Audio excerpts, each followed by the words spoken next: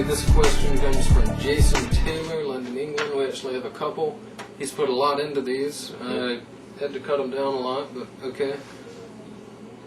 Okay, I wonder if you could please explain why some of boxing's greatest possible fights just never materialize. Money, pretty much. Money. That's basically it. Sometimes promoters can't come to an agreement. Well, that goes with money. But sometimes cowardice. Yeah. If it's like Ricky Hatton or someone. Absolutely. It's and cowardice or like you're saying, promoters. Yeah, just not getting along. Aram and De La Hoya. But bottom line, some kind of politics like that, yeah. Which I think you understand anyhow from your letter. But now, for example, why shouldn't Hatton fight Junior Witter? Yeah, he should. You'd say probably because Castillo's a double payday? Well, Hatton is hardly broke and would still get a decent wage to fight Witter. Witter has already proposed an all-or-nothing proposition to the Hatton camp. Yep, you're correct. He offered his winner purse, take all. Yep. and it's only winner take all in his case. Okay. It's where he's the only one betting anything. It's so zero odds of Hatton gets his money regardless. Like if Hatton beats Witter, he gets Witter's purse. money. Yeah. If Witter beats Hatton, Hatton still gets paid. Whatever. Hatton gets his purse. Witter gets the purse that he was supposed to get. So I mean that's a win-win-win situation for Hatton. Absolutely, and he won't take it for anything. Witter's slick. Witter's a slick fighter. He doesn't want anything to do with slick fighters. Nope. As you saw with Calzaghe. And you continue here about Witter.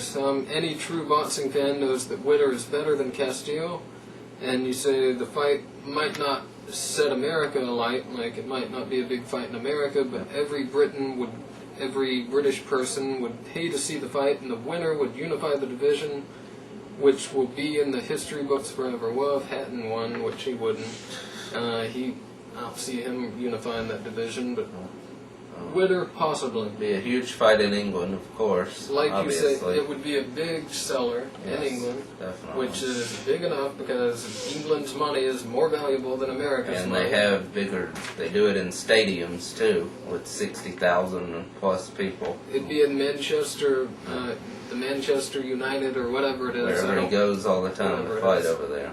So. And I mean, Hatton would sell out, like you said, if he were jacking off. Yeah, so over there he would. Over there he would. And in Boston. Yeah, in Boston also. But so against Junior Witter, the two biggest British people at that weight class, definitely. Yeah. Oh, Hatton's the biggest British current fighter right now. By far. So as far as popularity, at least, not skill. No. But anyhow. Yeah, Hatton's not going to fight Witter because he doesn't want to give Witter. He doesn't want to lose to him. He's more content losing to Castillo, which a bigger name. People, the majority thinks he's better. I don't really know if I would say Witter's better than Castillo. He might beat him. He's definitely more skilled. Definitely more skilled. That's not really saying all that much. But I don't really know. As far as technical skill goes. Yeah, of course. But Castillo, of course, has done more in his career. But he's had the opportunity and he's been fighting a lot longer also. Yep. And, I don't know, Junior Witter still only lost to one absolutely. Damn good fighter. Yeah, Sav Judah. And he sure wasn't ever knocked out by Diego Corrales. Oh. And anyhow, that's and there you go on your final comment here on this question. Mailbag question. There's too much emphasis on money these days.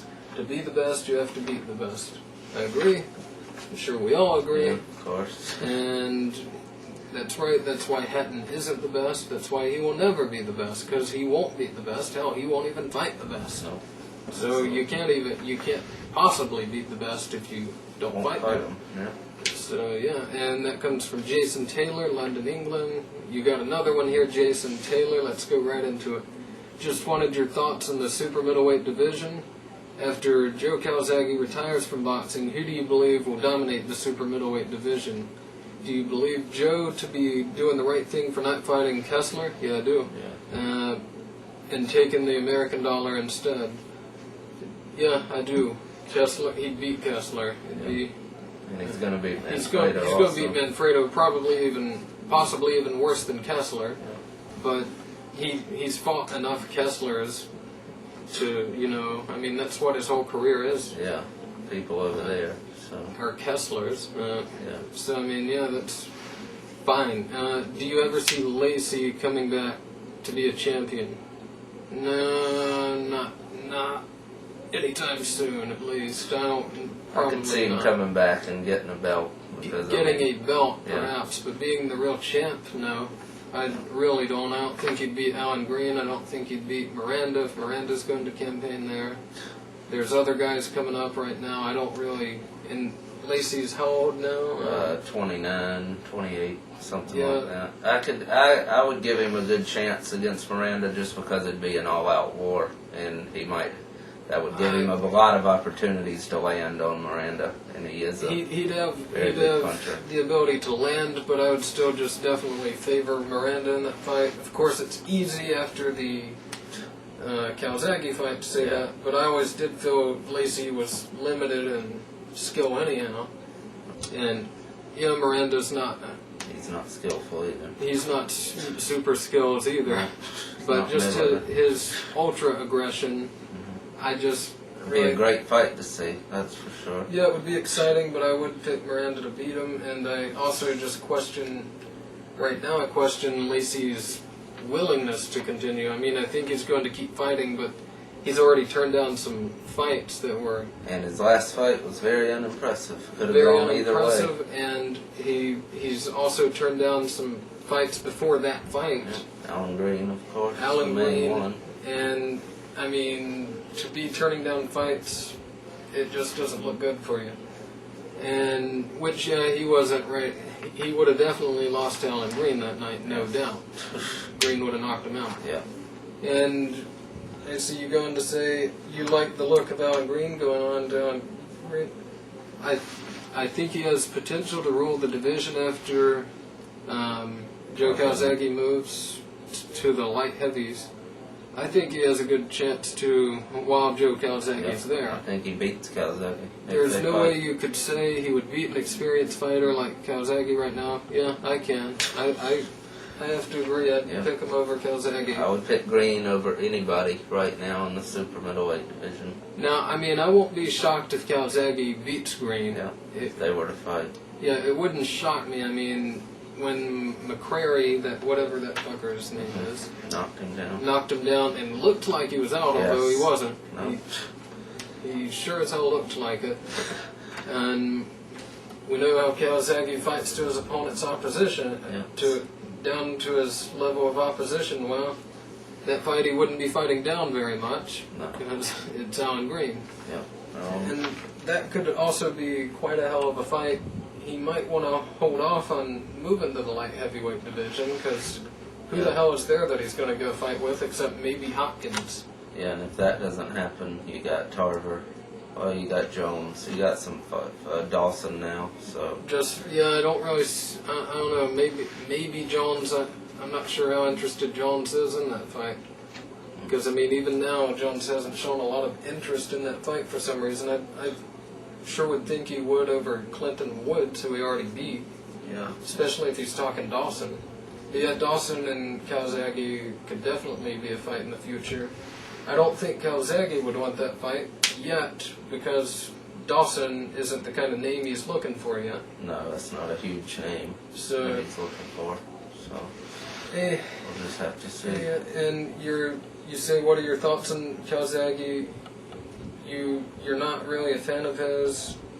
The only great fighter on his record is Chris Eubank, who you say was past his prime, retired for 2 years, and took the fight on short notice. Correct? Even though not to give Eubank way too much credit there. He was 2 years out, but he wasn't old. He was 31. Yeah, so. he was not old, but and he claims he was sick. Also, don't know if that's true. with Eubank, you never know. But yeah, he did take the fight on very short notice as well, a matter of weeks, and you say therefore his record is no better than that of fraud Sven Otke. No, Calzaghe's definitely He's better than him. He's better than better Otke. people by far. Yeah. And he does at least show interest in fighting people. Hell, Otke never once wanted to even mention anybody. he didn't. He never wanted to come over here or even mention it.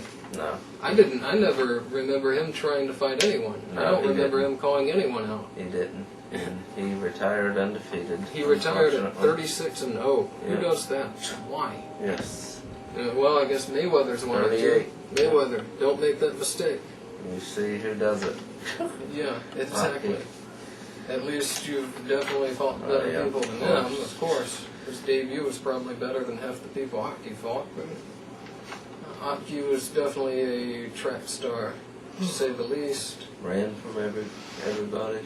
So Although some of the very few knockouts he got were against decent people somehow. Anthony Mundine was one of them. Mundine and I'm not Eccles, did he?